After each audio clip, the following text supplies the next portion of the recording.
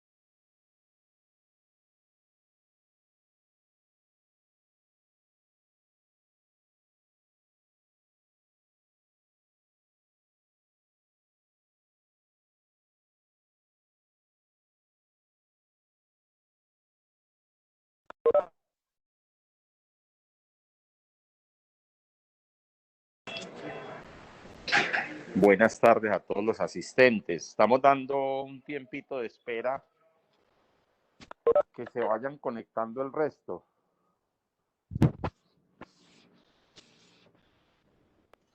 Hola, doctor. Buenas tardes. Perfecto. Buenas tardes, María Isabel. Bienvenida, María Isabel Osa, presidente del programa médico-quirúrgico de pediatría, y Alejandra Villa. Son Hola, egresadas doctor. Buenas nuestras de la tardes. Universidad del Quindío. Buenas tardes a ustedes, bienvenidas. Van a compartir con toda la comunidad educativa un tema de gran relevancia. Entonces, esperemos que lleguen un poquito para que demos inicio.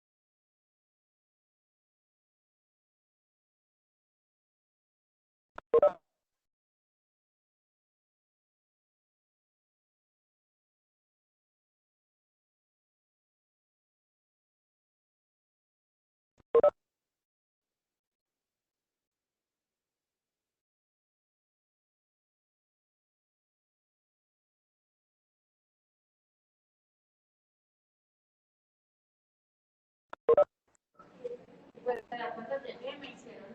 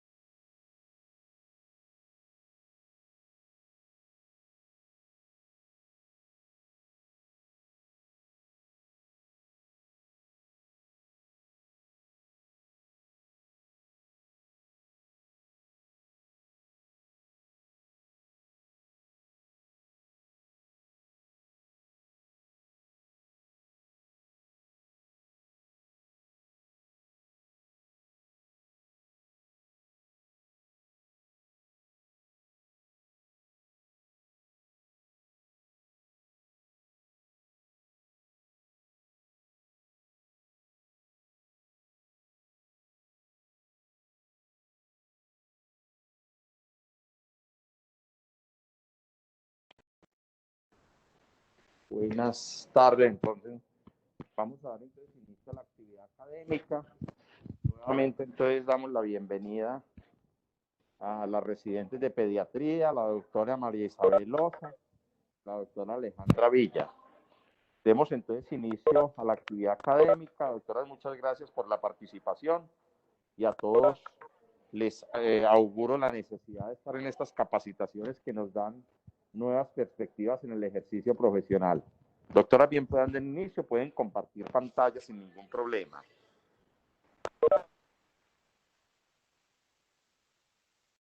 Listo, doctor, muchísimas gracias. Me dice, por favor, si la están viendo. Doctora, ya se ve. Sí, María. Perfecto.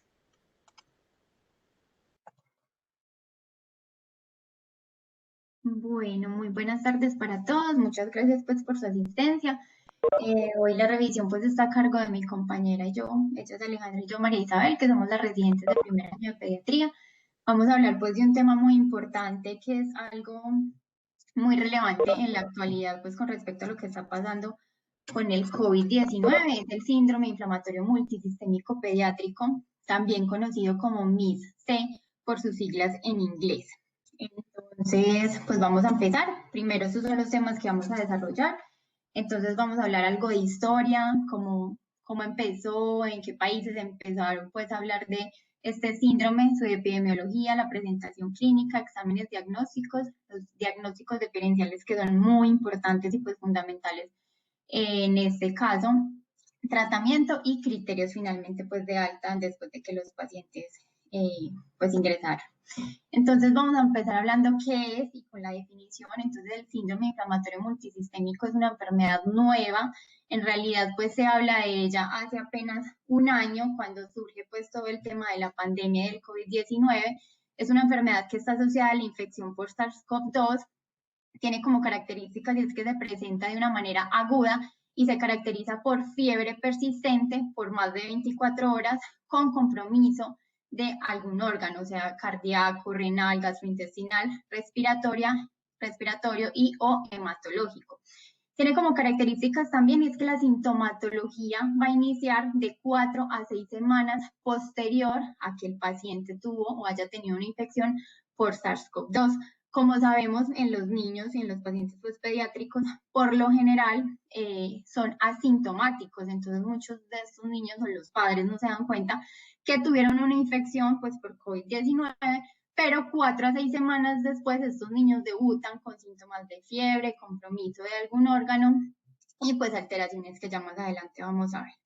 El paciente va a presentar un estado pues hiperinflamatorio, hay aumento de citoquinas, de interleuquinas, elevación de reactantes de fase agudas y toda esta respuesta puede llevar a una falla multiorgánica, llevando incluso a los pacientes pues a un estado de shock que finalmente pues puede terminar en la muerte. Tiene unas características muy similares a la enfermedad de Kawasaki, que incluso pues es importante resaltar como las diferencias que tiene para diferenciarlo, aunque como les digo las características son muy similares entre ambas patologías.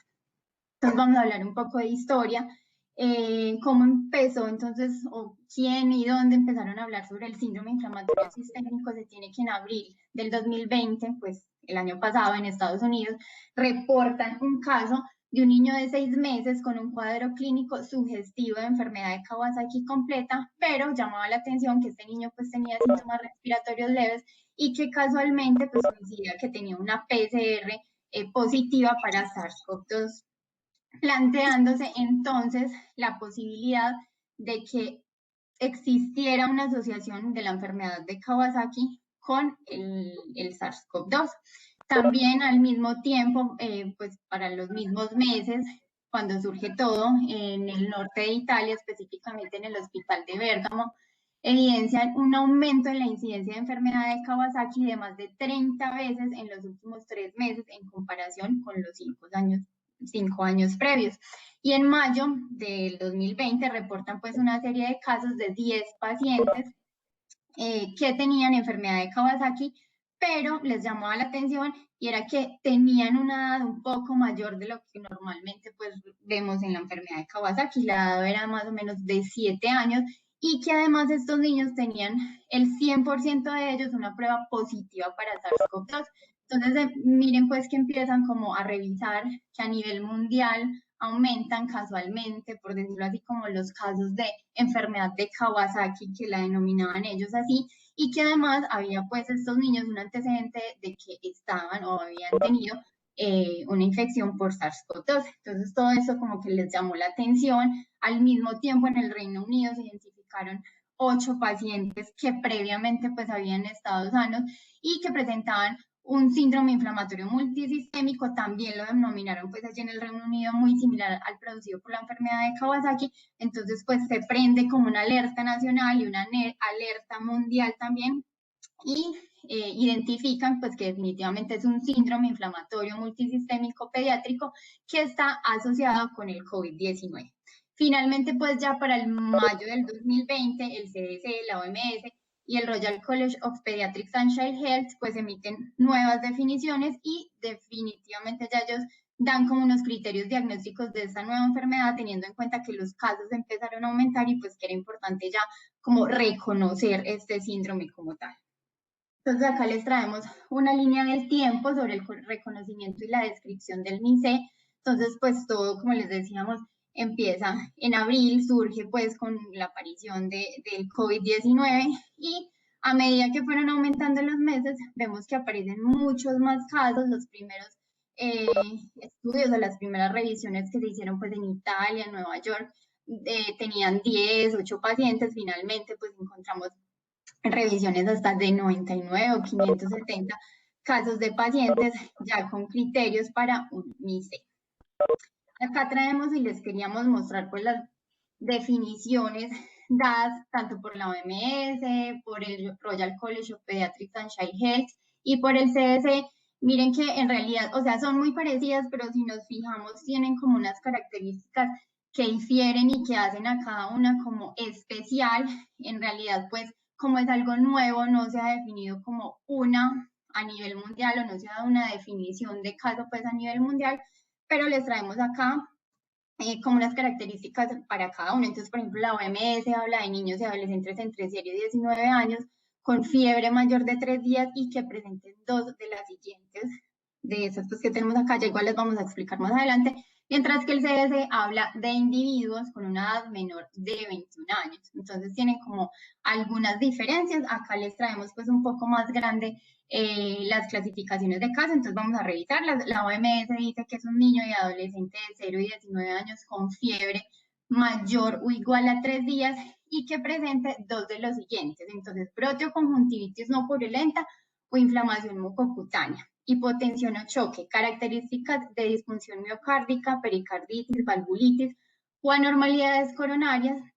Entonces, un ecocardiograma que esté alterado, elevación de troponinas, elevación de péptido natriurético, evidencia de coagulopatía, entonces tiempos dímero D que estén alterados, síntomas gastrointestinales, entonces paciente que presente diarrea, vómito y dolor abdominal, y además de estos debe de presentar elevación de reactantes de fase aguda, BSG, PCR, procalcitonina.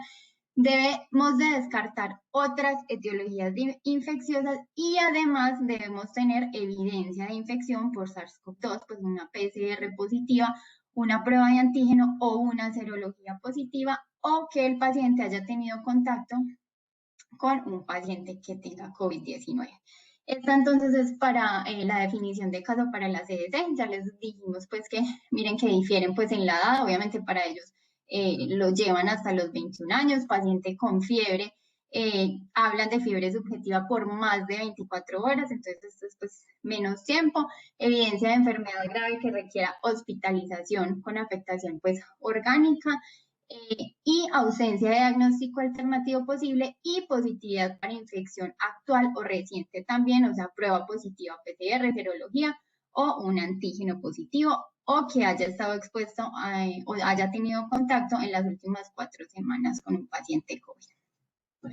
Colombia, entonces, ¿qué pasa en Colombia? Nosotros, pues, afortunadamente ya tenemos como unas definiciones de caso. Se da, pues, un caso, el ministerio, pues, sacó como sus definiciones, tenemos casos probables y casos ya confirmados. Nosotros tomamos como caso probable aquellos menores de 19 años que presenten fiebre mayor de 24 horas, que tengan, pues, una prueba positiva para COVID o una serología o antígenos y que tengan un contacto estrecho durante las últimas 4 semanas con un paciente COVID, que presenten alguno de estos síntomas acá nombrados, que ya también anteriormente los dijimos: dolor abdominal, vómito, diarrea, conjuntivitis, eritema plantar, palmar, edema de mucosas, cefalea o alteración del estado de conciencia, y que definitivamente no se explique o no haya otro diagnóstico u otra causa posible. Y el caso confirmado, entonces, es todo lo anterior, o sea, un caso probable con compromiso de hallazgos clínicos en más o 2 órganos, entonces afectación gastrointestinal, mucocutánea, neurológica, hematológica, cardiológica, renal o respiratoria, y que haya elevación en al menos de alguno de estos paraclínicos. Es de notificación inmediata, entonces pues el ministerio nos dice que estos casos de síndrome inflamatorio multisistémico deben notificarse de forma inmediata de acuerdo pues a la estructura y los contenidos establecidos para la vigilancia de los eventos de interés público. Esta es la ficha que debemos de llenar, está junto con con el sarampión y rubeola, entonces básicamente pues nos preguntan nombres, identificación, qué síntomas tienen, entonces si tuvo una PCR positiva, anticuerpos positivos o un nexo, un contacto, síntomas iniciales del paciente y hallazgos en el laboratorio que hayamos encontrado. Bueno, para hablar entonces un poquito de la epidemiología, entonces síndrome inflamatorio multisistémico es común encontrarlo en niños mayores y adolescentes. Eso era algo que les llamaba la atención pues como a los médicos y los que inicialmente pues empezaron a estudiar este síndrome, y era que aunque era muy similar a la enfermedad de Kawasaki, pues definitivamente sí tenía como esta característica, y era que era en niños un poco más grandes y en adolescentes. Presentan pues una edad promedio entre 8 y 11 años, pacientes que estaban previamente sanos. Hay un predominio o se ve que afecta más a los pacientes afrodescendientes e hispanos, y también en una revisión que se hizo, que salió en el New England Journal of Medicine, pues encontraron que había como predisposición en aquellos pacientes que sufrían de asma y de obesidad. ¿Qué pasa o qué ha pasado pues en América con respecto a este MICE? Entonces, al 14 de enero de este año, un total de 17 países de la región pues, de las Américas han notificado oficialmente un total de 2.737 casos confirmados de este síndrome inflamatorio multisistémico, 78 defunciones y han notificado que el 66% de los pacientes tenían entre 0 y 9 años al momento de enfermar y el 10% pues los ubican entre los 15 y los 19 años. La mayor proporción de fallecidos se observa en el grupo de esta edad, mayores de 15 a 19 años, y los países que más número de casos confirmados tienen por el MICE pues son Estados Unidos, Brasil, seguido de Chile. Este pues es un artículo, un reporte que sale en el New England Journal of Medicine, entonces que estudia como 99 casos en Nueva York y que encuentran ellos, entonces como cosas importantes y relevantes, la mayoría de los niños, aunque no había mucha diferencia, pero la mayoría de los niños eran de sexo masculino. Habían también características importantes, como les hablábamos, era que la edad de promedio era entre 6 y 12 años y en la mayoría de ellos no existía ninguna enfermedad o antecedente de importancia, ni alguna condición pues importante, pero sí se relacionaba con alteraciones, por ejemplo, como el asma o la obesidad.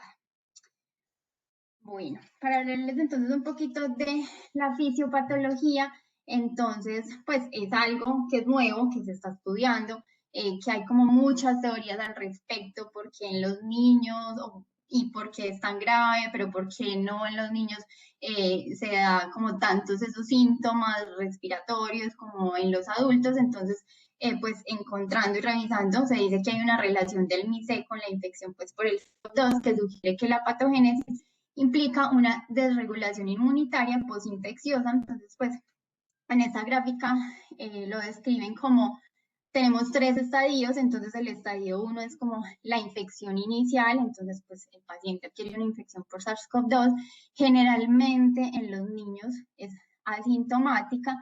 Luego hay una fase 2 pues que es como la fase pulmonar, en la que pues afortunadamente en los niños no es tan grave ni es como tan parecida como en los adultos.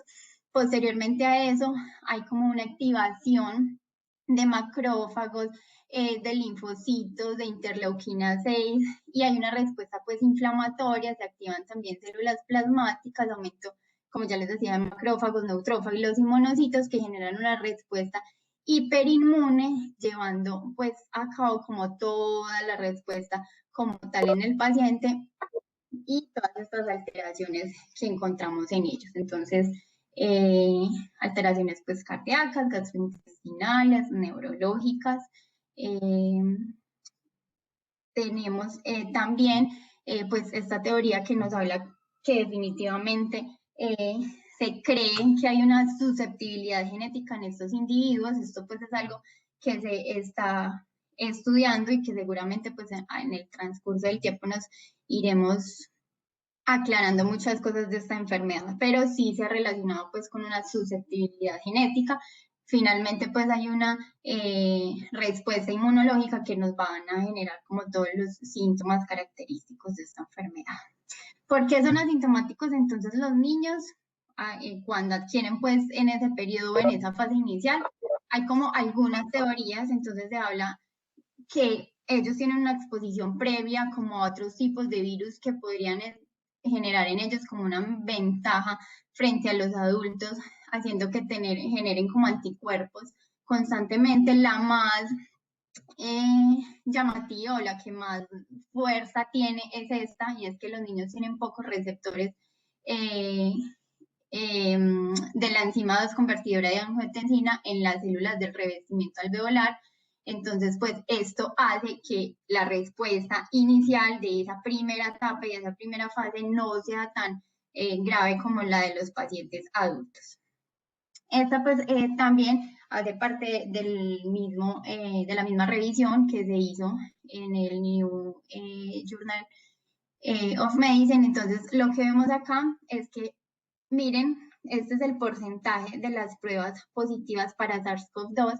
Entonces, miren cómo va esta curva ascendiendo y para abril del año pasado, para el 12 de abril, mediados de abril, teníamos una alta cantidad de pruebas de SARS-CoV-2 y son los números de casos del MIC. Entonces miren que cuando teníamos la curva más alta, pues los casos de MIC no eran tantos, pero 4 semanas después, un mes después, aumentan los casos. Entonces por eso pues tiene como esa característica que aparece más o menos entre 4 a 6 semanas después de haber estado infectados por el COVID-19. ¿Cómo es entonces su presentación clínica? Entonces, esto pues queríamos también mostrarles, y es que los síntomas pues definitivamente sí son muy parecidos a los de la enfermedad de Kawasaki, pero hay cositas pues que debemos como resaltar. Pues hay fiebre en la mayoría, o sea, todos deben sí o sí de tener fiebre para cumplir pues los criterios y para poder clasificarlos, pero también en ellos hay muchos síntomas gastrointestinales, o sea, predomina la diarrea y es como característica importante en estos pacientes. Algo también relevante que tenemos que pues revisar, y es que estos niños presentan síntomas neurocognitivos y alteración del estado de conciencia. Entonces es algo también que nos debe llamar la atención y que nos puede ayudar como a diferenciarlo. Llegan con alteración de conciencia y muchos de ellos, casi la mitad pues en las revisiones que se ha hecho, requieren, por ejemplo, o hacen una insuficiencia respiratoria que requiere incluso ventilación mecánica invasiva. Entonces, importante resaltar síntomas gastrointestinales, alteración del estado de conciencia, es complejo, requieren muchos de ellos ventilación mecánica invasiva, y también resaltar pues, y recalcar que estos niños tienen disfunciones cardíacas también severas, muy importantes, y la mayoría de los niños que han tenido diagnósticos de MIC han necesitado uso de vasoactivos. Entonces, y pues de ahí también la importancia de que nosotros la diagnostiquemos a tiempo y conozcamos esta enfermedad, porque en realidad es algo grave. Eso también pues para mostrarles que tienen síntomas respiratorios, características pues de disnea, algunos pueden tener infiltrados radiológicos, mucho nivel cardiovascular y alteración pues cardiovascular, taquicardia, shock, miocarditis, aneurismas también muchos han presentado, también un alto porcentaje de síntomas gastrointestinales, como les decía. Y un alto porcentaje de ellos van a terminar hospitalizados pues en unidades de cuidados intensivos pediátricas. Estas pues, son unas imágenes de una pacientica que tuvimos en el Hospital San Juan de Dios, pues lesiones como características, eritema también, tenemos afectación de las palmas, de las plantas de los pies, tenemos edema palpebral, tenemos alteración en los labios, descamación. Ella pues fue como nuestro caso que revisamos en pediatría, finalmente pues cumplía como con todos los criterios, afortunadamente pues todo salió bien con esta pacientica. ¿Qué exámenes diagnósticos entonces debemos hacer cuando nos enfrentamos o cuando sospechamos pues un paciente con síndrome inflamatorio multisistémico? Entonces, importante tomar un cuadro hemático, ionograma, transaminasa, albúmina, necesitamos hacer también pues gasometría, marcadores inflamatorios, estudio de coagulación, hemocultivos pues son importantes también, y siempre tratar de descartar o de tomar otros exámenes para poder descartar como otras infecciones asociadas, otras causas asociadas pues dentro del hemograma. Entonces habitualmente podemos encontrar leucocitosis, anemia, pues podemos también encontrar la trombocitopenia leve, normalmente va a estar mayor de 50.000, ionograma, entonces encontramos una hiponatremia, aumento de transaminasas, hipoalbuminemia, alteración en las troponinas, una acidosis metabólica respiratoria, pues según el estado del paciente, elevación de PCR, procalcitonina, de ferritina, y interleuquinas, pues si tenemos la oportunidad de hacerlas, aumento de fibrinógeno, el dímero D también lo vamos a encontrar en elevado, tiempos alterados, los hemocultivos pues generalmente los vamos a encontrar negativos, pero igual hay que tomarlos porque como les decía debemos descartar otras posibles causas, y siempre pues entonces buscar otras causas y tomar PCR porque hace parte pues también como dentro de los criterios diagnósticos y además pues las anticuerpos IgG, IgM para COVID y el antígeno también sería. Estos parámetros entonces se han relacionado con peor pronóstico, entonces los pacientes que desarrollan shock pues por lo general presentan, se ha visto que presenta linfopenia, anemia y trombocitopenia con valores más elevados de ferritina y dímero de LDH y la aparición de aneurismas se ha relacionado también con leucocitosis, linfopenia más intensas y con unas PCR más altas. Esto también hace parte, pues, como de la revisión que les queríamos mostrar y traer que se hizo en Estados Unidos. Entonces, miren, la linfopenia importante, el fibrinógeno también es frecuente en ellos. Siempre, pues, una PCR que va a estar elevada. Ellos hablan de una PCR mayor de 3 miligramos sobre decilitro, ferritina también elevada. Y pues todas esas características pues la tenían como o las tenían los pacientes que se estudiaron en estos casos y se ha demostrado que en varios estudios que se han hecho y varios casos que se han reportado, estas son como las características principales. Entonces, ¿qué pruebas, otras pruebas complementarias vinculadas pues al SARS-CoV-2?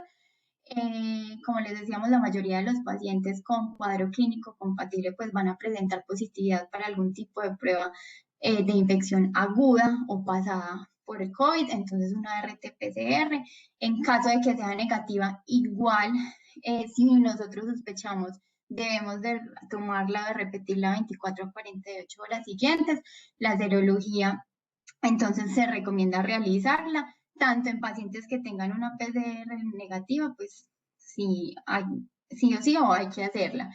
Y por lo general se recomienda pues hacerla como pasados 10 días después de los primeros signos o síntomas de COVID.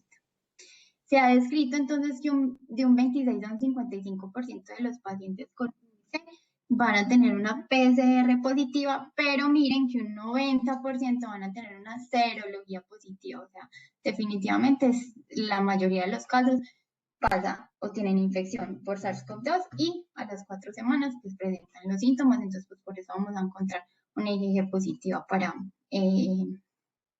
unos anticuerpos pues para COVID. Pruebas complementarias, entonces tenemos pues la radiografía de tórax, en realidad ya lo habíamos hablado, pues la afectación respiratoria no es un hallazgo tan importante ni tan destacado en los pacientes pediátricos. Sin embargo, pues sí se han descrito casos en el que se reportan pues imágenes neumónicas, infiltrados, condensaciones parcheados, virus esmerilados, atelectases o derrames pleurales. Muchos pues puede haber también sobreinfección en algunos de estos pacientes, puede haber cardiomegalia, que nos serviría la radiografía en estos casos, edemas pulmonares. La ecografía entonces torácica pues podría ser útil, aunque o sea, no es obligación como tal hacerla, pero podemos observar neumonías, derrames. Las neumonías pues establecidas pueden presentar imágenes de consolidación con broncograma aéreo, específicamente en bases y segmentos posteriores.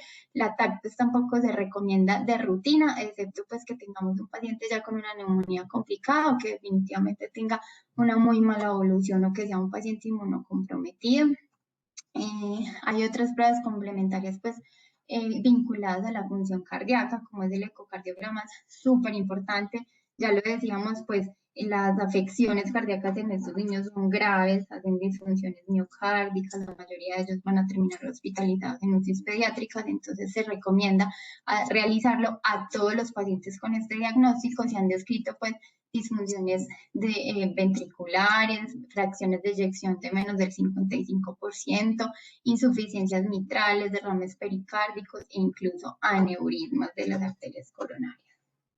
El electrocardiograma, entonces pues este es muy inespecífico, en realidad tampoco es necesario como para hacer un diagnóstico, nos puede mostrar alteraciones sugestivas pues de afectación miocárdica, algunos bloqueos auriculoventriculares, arritmias, marcadores entonces del daño miocárdico son importantes, como lo veíamos en las series publicadas, hay un porcentaje elevado de pacientes que presentan elevación de troponinas específicamente o son mayores en aquellos pacientes que desarrollan shock, y la resonancia magnética pues, cardíaca no está indicada en el periodo agudo. En realidad se debe valorar la realización en base a la sospecha pues, de afectación cardíaca, y tiene como unas indicaciones especiales, pero específicamente después como del egreso. Entonces, este es un algoritmo, pues finalmente como para que nos quede claro cómo podemos hacer el diagnóstico. Este es del Ministerio de Salud, pues acá en Colombia. Entonces tenemos un caso menor de 18 años que tenga fiebre mayor de 38 grados, que tenga alguna relación con COVID, entonces SARS-CoV, una RT-PCR positiva para SARS-CoV-2, serología anticuerpos positivos, o que haya tenido algún contacto, que tenga síntomas iniciales gastrointestinales, rash, conjuntivitis, eritema de plantas o palmas, síntomas neurológicos. Esto lo consideramos como un caso probable, y un caso confirmado, pues ese es aquel que tenga relación con COVID, síntomas iniciales, hallazgos en laboratorio que ya los revisamos, y compromiso multisistémico de mayor o igual a 2 órganos comprometidos. Siempre, siempre evaluar que el estado del paciente o que la patología pues no vaya a ser por otra causa. Entonces descartar otras causas bacterianas, micóticas y virales. Y pues el caso descartado es cuando ya atribuimos la condición del paciente a otra causa. Bueno, entonces, en cuanto a los diagnósticos diferenciales, como María les estaba comentando ahorita, siempre debemos tener en cuenta que el paciente llega generalmente en malas condiciones generales. Lo primero que debemos descartar son otras causas, como ella les estaba comentando en el algoritmo que les estaba explicando anteriormente. Entonces, hay que tener en cuenta que el MIC-C comparte características de otras afecciones inflamatorias pediátricas, y que hay que descartar otras afecciones. Entonces, lo primero que tenemos que descartar son estos tipos de diagnósticos que tenemos en esta diapositiva, que comparten características similares. Entonces, el primero es el síndrome de choque tóxico estafilocóxico, que puede ser que antes pues, se consideraba una enfermedad clínica asociada por el uso de tampones vaginales. Ahorita pues se habla de que no solamente es por el estafilococo, sino también por el estreptococo, y que no solamente es por el uso pues de los tampones, sino también por una variedad de situaciones clínicas que pueden ser heridas quirúrgicas, abscesos, sinusitis, sobreinfecciones de heridas cutáneas. Entonces, también tenemos que descartar esa posibilidad. La otra posibilidad son los pacientes que pueden estar cursando con una sepsis bacteriana, porque el paciente llega en un estado de shock. Y como María también les estaba explicando, el MIC-C comparte muchas características de la enfermedad de Kawasaki. Entonces tenemos que también empezar a hacer un diagnóstico diferencial con la enfermedad de Kawasaki. Y otra posibilidad que es un poquito, digamos que menos común, pero que se puede presentar, es el síndrome de activación macrofagocítica. Entonces, para empezar a diferenciar sobre el síndrome de Kawasaki, tenemos que empezar a mirar cuáles son los criterios de la enfermedad de Kawasaki. Entre esos criterios, entonces, pues tenemos que mirar que es un paciente que llega con una fiebre de más de 5 días y que cumple con los siguientes criterios. Entonces, es un paciente que llega con eritema, agrietamientos de labios, lengua de fresa, eritema en la faringe, inyección conjuntival vulvar bilateral sin exudado, tiene un rash maculopapular, eritrodermia o eritema multiforme, tiene eritema y edema en manos de fase aguda con descamación en la fase de convalecencia, tiene linfadenopatía cervical de más de 1.5 centímetros, y generalmente esa linfadenopatía es unilateral.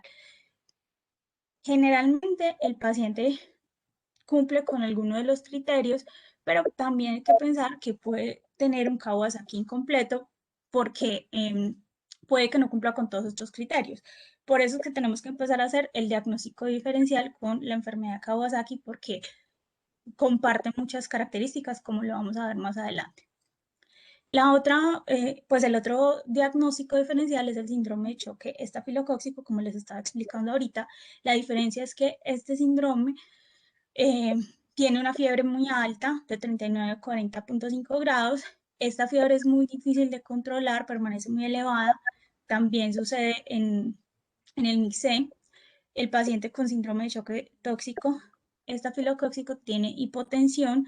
Esta hipotensión también es refractaria, tiene una eritrodermia maculosa difusa, tiene adicionalmente compromiso de más de 2 órganos, o por lo menos 2 órganos, y adicional, o la diferencia es que en este caso sí vamos a encontrar hemocultivos positivos. Entonces, lo que María les estaba contando ahorita en las diapositivas anteriores, por esa razón es muy importante tomar hemocultivos, porque esto nos va a hacer diagnósticos diferenciales con los anteriores posibles diagnósticos que podríamos tener ante un paciente que tiene un MIC-C. Sigue, María. Bueno, entonces, en cuanto a la linfohistiocytosis hemofagocítica, esta es una enfermedad que no se presenta tan, digamos que tan frecuentemente, pero se puede presentar y es una enfermedad muy grave. Es una enfermedad que es una urgencia y es una enfermedad que nosotros tenemos que, digamos, que reconocer muy rápidamente, porque hay que tratarla rápidamente. Entonces, lo que sucede en este caso es que es un síndrome clínico provocado por una respuesta inadecuada del sistema inmunológico, desencadenante por un agente infeccioso, neoplásico o reumatológico, también puede ser metabólico, y esto lo que hace es que se da como una reacción inflamatoria exagerada. Esta respuesta inmune exagerada causa pues que se presente esta linfohistiocytosis hemofagocítica, que lo que sucede y la forma en la que nosotros tenemos para diagnosticarla es por medio de unos criterios, y si tiene estos criterios, pues tiene una alta probabilidad de presentarla.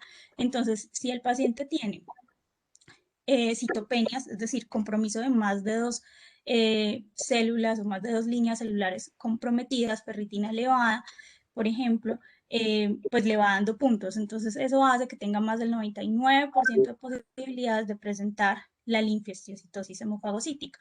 Por el contrario, si el paciente no tiene, en la escala que les estoy mostrando, no tiene más de 2 puntos en positivos, pues tiene menos de 1% de posibilidad de presentar esta linfohistiocytosis. ¿Por qué es importante que lo descartemos? Porque tiene una mortalidad muy alta. Entonces, es una posibilidad diagnóstica que nosotros siempre debemos pensar en un paciente que tiene un MIC-C por la mortalidad que tiene. Sí, María. Bueno, entonces, en este metaanálisis que les estamos mostrando aquí, que queríamos traerles, es un diagnóstico diferencial entre el MIC-C, el Kawasaki y el síndrome de choque tóxico estafilocóxico, porque comparten características muy similares. Entonces, lo que estamos viendo ahí es que el MIC-C tiene más compromiso gastrointestinal, más compromiso cardíaco y más requerimiento de vasoactivos, comparado con la enfermedad de Kawasaki, que tiene más compromiso de mucosa oral, más conjuntivitis, más presentación de rash, y no tiene tanto compromiso, pues comparado con el MIC-C, más compromiso cardíaco y tiene menos compromiso, pues menos requerimiento de vasoactivos.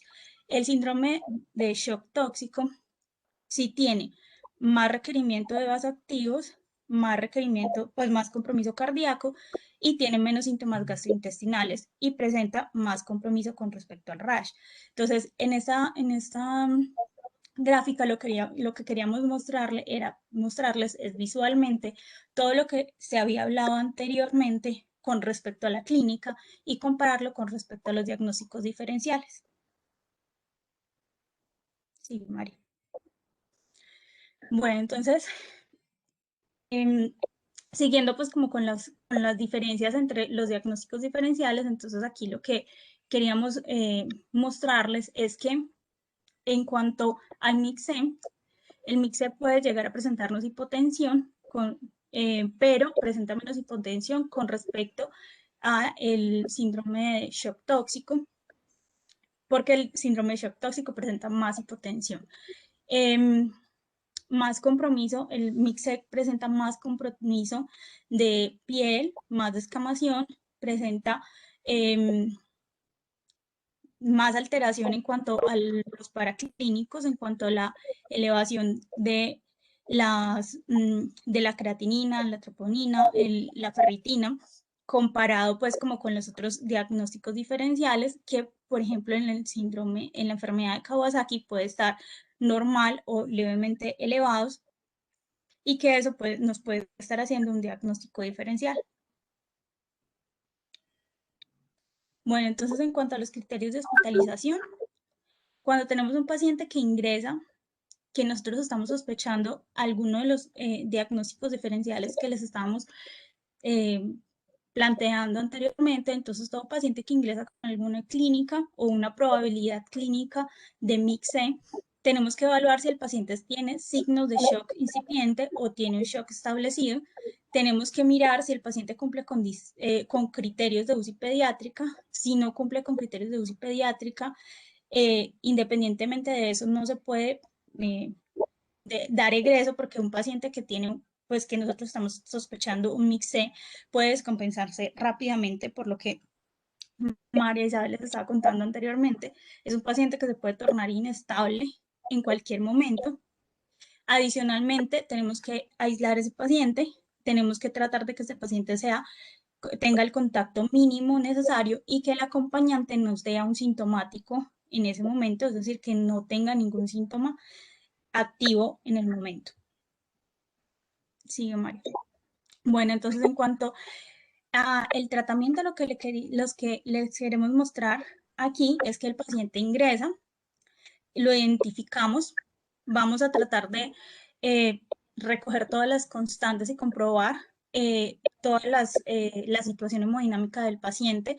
Vamos a iniciar las medidas de aislamiento por contacto y por gotas, lo vamos a dejar en una habitación individual con un acompañante, preferiblemente que ese acompañante no tenga síntomas respiratorios, si es un adulto, si ese adulto que no tenga síntomas respiratorios, que no esté enfermo, y que ese adulto tenga el uso de tapabocas y que el personal que ingrese a atender a ese paciente, pues que tenga el equipo de protección individual. Ese paciente le vamos a iniciar una monitorización inicial, si está estable con pulsioximetría, tensión arterial, diuresis y escala pues de alerta precoz, por lo que inicialmente les estábamos contando que puede hacer una alteración del estado de conciencia rápidamente. Vamos a iniciar el tratamiento de soporte, que el tratamiento de soporte consiste en antitérmicos. Como no podemos diferenciar inicialmente si es una sepsis, si es un shock tóxico, si es una enfermedad de Kawasaki, hasta no obtener los primeros exámenes, entonces vamos a iniciar antibiótico-terapia, fluidoterapia, oxígeno, si lo requiere. Vamos a iniciar anticoagulación si el paciente tiene signos de shock inminente, inmunoglobulina. Ahorita vamos a ver los criterios para iniciar inmunoglobulina y vamos a mirar la valoración cardíaca, por lo que también anteriormente les estábamos comentando que la mayoría de los niños también tienen disfunción miocárdica. Entonces, en este caso vamos a pedir ecocardiograma si lo tenemos disponible inmediatamente, si no lo más pronto posible. El electrocardiograma, como María Isabel les estaba contando anteriormente, no nos indica como mucho en cuanto a las decisiones clínicas, pero pues deberíamos pedirlo. Los marcadores de lesión cardíaca y vamos a hacer la valoración entonces con respecto a esa atención como inicial de ese paciente. Entonces, si los estudios están normales, vamos a darle como el chance de esperar que pues hacerle el ecocardiograma. Vamos a repetir esos marcadores en cuanto a que si los marcadores están elevados, los marcadores de lesión cardíaca los vamos a repetir en 24 horas y para evaluar si tenemos que estar repitiendo el ecocardiograma para evitar que no vayan pues a desencadenarse aneurismas, que sería pues como, digamos, una de las secuelas que se pueden llegar a presentar. Entonces, en caso de que nosotros no podamos disponer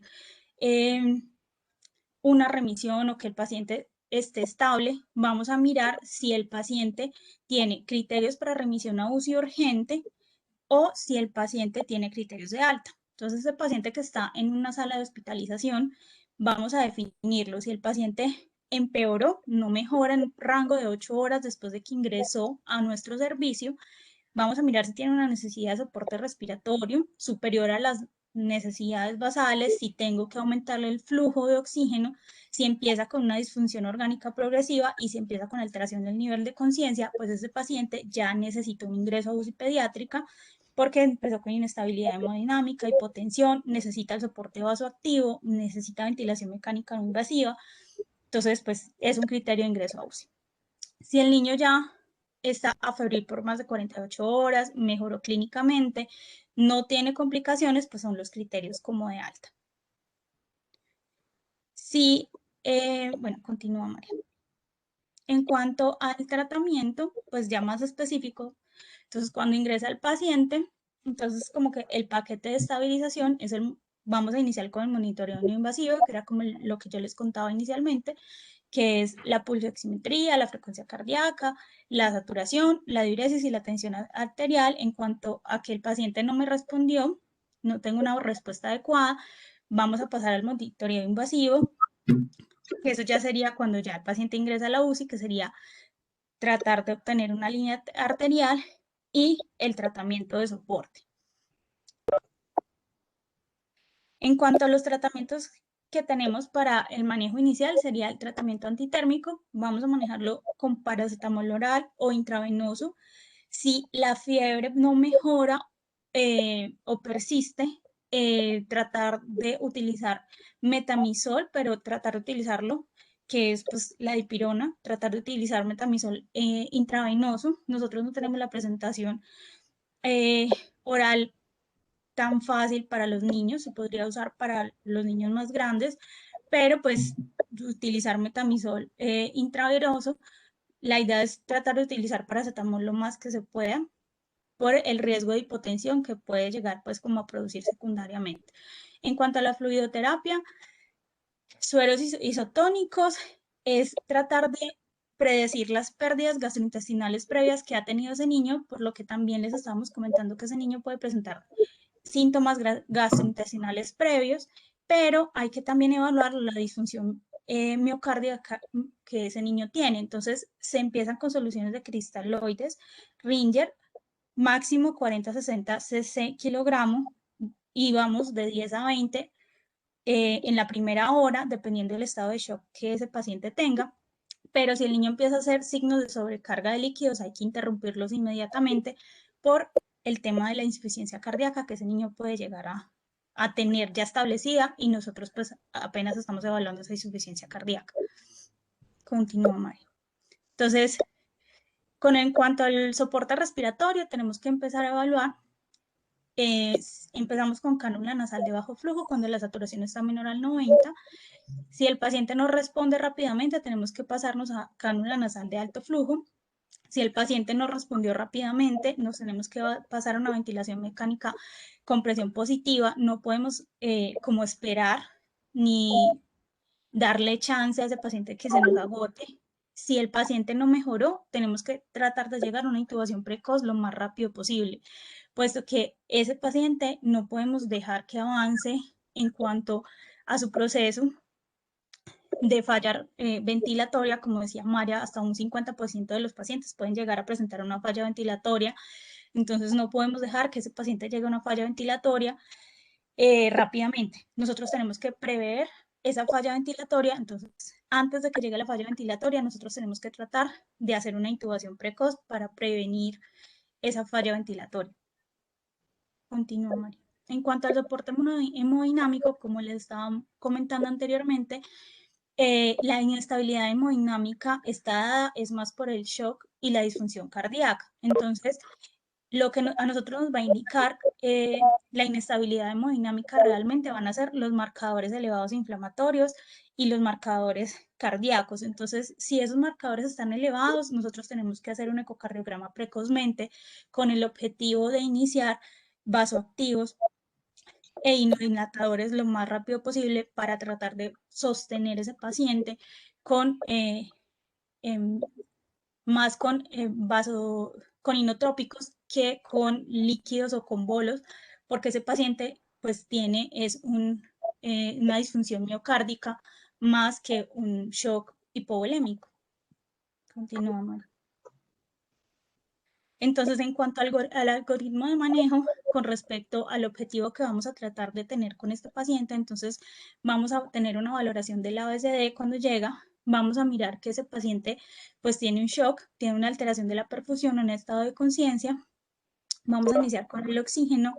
Definitivamente el paciente no mejoró, intentamos hacer una expansión de volumen. Continúo.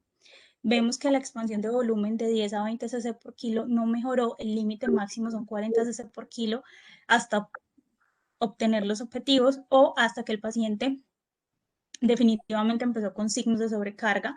Miramos si los marcadores de inflamación o los marcadores cardíacos no han llegado y no podemos tener un ecocardiograma precoz, entonces, y no logramos obtener los objetivos de la presión arterial sistólica en los niños o la tensión arterial media, entonces vamos a tratar de mirar si hay algún otro factor que está alterando esa inestabilidad hemodinámica de ese niño, entonces tenemos que tomar hemocultivos, policultivar, administrar antibióticos, terapia empírica lo más rápido posible para descartar una sepsis. Vamos a considerar que ese niño tiene un shock refractario a fluidos y vamos a empezar rápidamente el manejo con inotrópicos. Entonces, la recomendación es iniciar con adrenalina 0.05 a 0.3 microgramos kilogramo minuto vía intravenosa o intraósea si no tenemos un acceso. Y hay que empezar a valorar intubación lo más rápido posible. Si el paciente no responde, pues podemos considerar noradrenalina, pero pues la idea es empezar con adrenalina. Si definitivamente el paciente no respondió, entonces consideramos que el paciente tiene un shock refractario o resistente a catecolaminas y entonces ahí ya estamos pensando que ya intubamos al paciente, estamos canalizando una línea arterial, estamos haciendo una monitorización invasiva, vamos a mirar la resistencia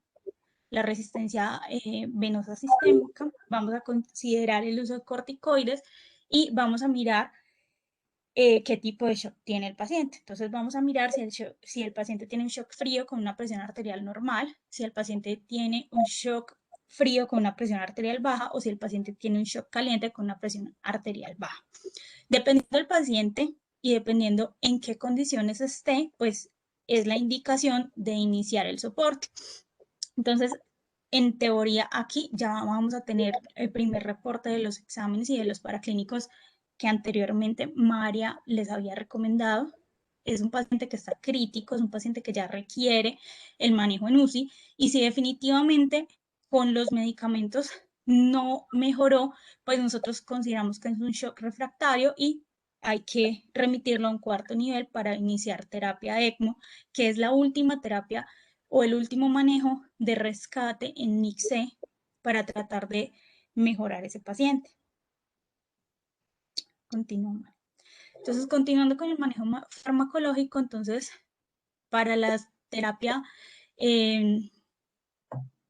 inmunomoduladora, entonces, en los pacientes que están muy graves, ya nosotros tenemos que empezar a considerar el uso de inmunoglobulina endovenosa. Entonces, en esa inmunoglobulina endovenosa, cuando ya el paciente no me respondió ni a fluidos, estoy considerando que es un MIC-C, empiezo a administrar inmunoglobulina endovenosa de 1 a 2 gramos kilogramo y puedo utilizar hasta 2 series de inmunoglobulina. ¿Cuándo considero que voy a utilizar inmunoglobulina? Cuando el paciente tiene compromiso miocárdico, cuando tiene un shock resistente y cuando ya estoy utilizando altas dosis de vasopresores que no responden. Entonces utilizo una dosis de inmunoglobulina endovenosa de 1 a 2 gramos kilogramo, termina la dosis de inmunoglobulina, el paciente mejoró, pero todavía no está óptimo, puedo utilizar una dosis de corticoide y puedo volver a repetir la dosis de inmunoglobulina. Dale siguiente, María, por favor. ¿Cuándo es la indicación de corticoides intravenosos? La recomendación es utilizar el primer escalón de corticoides. Yo lo utilizo en el momento en el que estoy intubando al paciente. No respondió, le pongo la dosis de inmunoglobulina, le puedo poner otra dosis de corticoide y vuelvo y pongo la dosis de inmunoglobulina. Es como ir intercalando corticoide con inmunoglobulina para tratar de como mejorar esa respuesta pues para el paciente. Dale, siguiente. El corticoide entonces depende la dosis dependiendo de la forma, la forma del paciente, cómo se esté presentando. Entonces, la forma leve a moderada, voy a utilizar, o la recomendación es utilizar metilprednisolona intravenosa de 1 a 2 miligramos kilogramo durante 3 a 5 días. La forma grave, metilprednisolona intravenosa de 1 a 2 miligramos, 3 a 5 días. Y la dosis máxima, 30 miligramos kilogramo día durante 1 a 3 días, pero el máximo es 1 gramo. Si el manejo, yo considero que lo voy a usar por más de 5 días, la idea es hacer un cambio a prednisolona de 1 a 2 miligramos kilogramo día. Cuando el manejo lo considero que va a ser por más o va a ser mayor a 5 días. En cuanto a la recomendación con la terapia antiviral, no hay evidencias suficientes que nos indiquen o que nos demuestren que la terapia antiviral sea un tratamiento que nos vaya a disminuir el riesgo o la muerte o mejore al paciente, entonces no está recomendado la terapia antiviral en los pacientes con MIC-C. La terapia con antibióticos, como les estaba comentando al principio, con los diagnósticos diferenciales, entonces al inicio nosotros no sabemos un paciente con MIC-C porque llega con shock, no sabemos, no podemos distinguir si es una sepsis o si es un síndrome estafilocóxico, entonces la recomendación es utilizar el manejo empírico para cubrir estafilococo y estreptococo como los patógenos más probables para ese paciente y obtener lo más rápido posible hemocultivos para desescalonar ese paciente de los antibióticos una vez identificado el germen o los hemocultivos lleguen negativos, pues tratar de retirar el antibiótico lo más pronto posible. Continuamos. En cuanto a los medicamentos vasoactivos, como les estaba indicando anteriormente con el algoritmo, si no hay respuesta a la fluidoterapia, pues hay que iniciarlo lo más rápido posible. El patrón hemodinámico más frecuente en el MIC-C es el shock caliente, porque lo que predomina es la disfunción contráctil. Entonces, lo más indicado en estos pacientes es iniciar con adrenalina y cuando el paciente no responde con adrenalina, pasarnos a los inodilatadores, que sería el uso del milrinone. Continuamos. En cuanto al tratamiento antitrombótico, entonces lo más recomendado es el uso de heparina bajo peso molecular. ¿Cuándo se recomienda el uso de heparina bajo peso molecular? Todo paciente que tenga el dímero es igual o superior a 6 veces el valor normal, que presente trombosis diagnosticada, que tenga un paciente inmovilizado, que presente aneurismas gigantes, que tenga una disfunción severa del ventrículo izquierdo, diagnosticada por ecocardiograma, que tenga antecedentes personales o familiares de enfermedad tromboembólica, antecedentes personales de patología isquémica arterial, cardíaca o neurológica. Continuamos. ¿Cómo lo vamos a utilizar? Entonces, se utiliza en pacientes que tengan un riesgo leve, se utiliza dependiendo de los meses, entonces, pacientes que están gravemente enfermos, que no tengan un estado hiperinflamatorio o que no tengan riesgo de trombosis. Estos pacientes, si son menores a 2 meses, 0.75 miligramos kilogramo dosis cada 12 horas. Si es mayor a 2 meses, 0.5 miligramos kilogramo dosis cada 12 horas. Si es un paciente que tiene un alto riesgo, entonces es un paciente que está en estado crítico, que tiene los marcadores inflamatorios muy elevados, que tiene una PCR mayor a 150 miligramos sobre litro, que tiene un dímero D mayor a 1500 nanogramos mililitro, que tiene interleuquinas, sí se pueden obtener la interleuquina 6, mayor a 100 picogramos mililitro, una ferritina mayor a 500 nanogramos mililitro y una fracción de eyección del ventrículo izquierdo menor a 35. Esos pacientes, los que son menores a 2 meses, se van a administrar 1.5 miligramos kilogramo dosis cada 12 horas, y los que son mayores a 2 meses, 1 miligramo kilogramo dosis cada 12 horas. En cuanto a la recomendación del uso de aspirina, entonces volvemos a los diagnósticos diferenciales. Como no tenemos en ese momento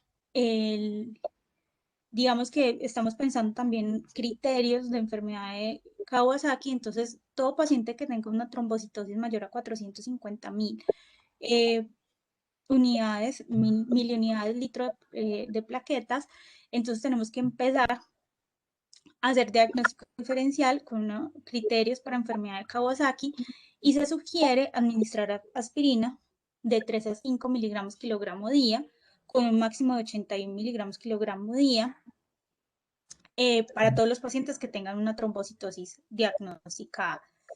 Hay que desaconsejar transfundir plaquetas, transfundir glóbulos rojos solo si la hemoglobina está por debajo de 7 o si el paciente está hemodinámicamente inestable, y no hay como tal una recomendación clara en cuanto a al valor de hemoglobina en cuanto a los pacientes que están inestables para el criterio de transfundición. Solamente si el paciente está inestable, pues se transfunde si la hemoglobina está por encima de 7. Pero la idea es evitar transfundir al paciente, a no ser de que esté inestable hemodinámicamente o que la hemoglobina esté por debajo de 7.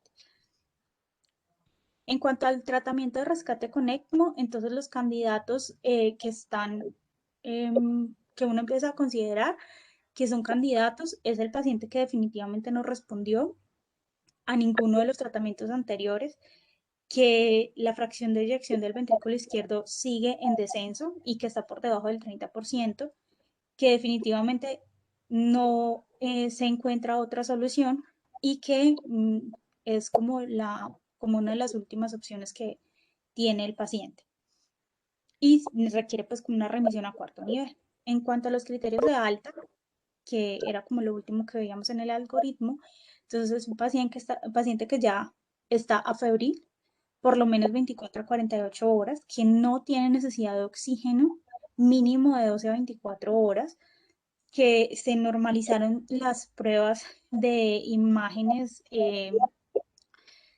no las pruebas del ecocardiograma, porque puede que el paciente salga con una disfunción miocárdica, pero que el paciente esté estable hemodinámicamente, que no tenga signos radiológicos de neumonías, ni opacidades, ni atelectasias, que no sean agudos, que tenga una mejoría en cuanto a los parámetros de analítica sanguínea, y que tenga una buena ingesta oral.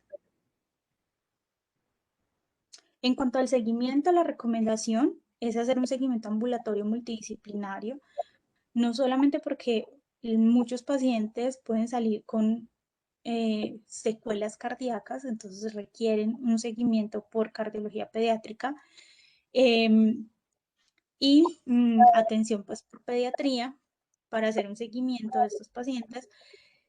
Entonces pues se recomienda un seguimiento multidisciplinario dependiendo de las secuelas que el paciente tenga.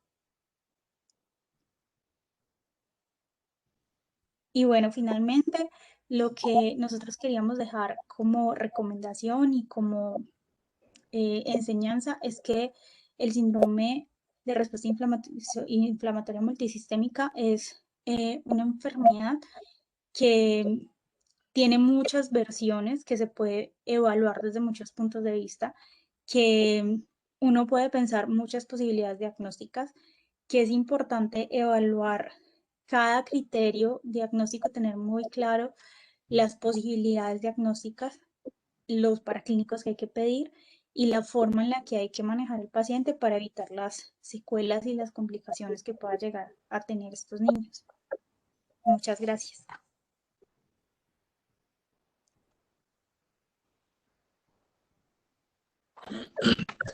Muchas gracias, doctora Alejandra. Muchas gracias, María Isabel. Si los asistentes tienen alguna pregunta, creo que este es el momento para hacerla.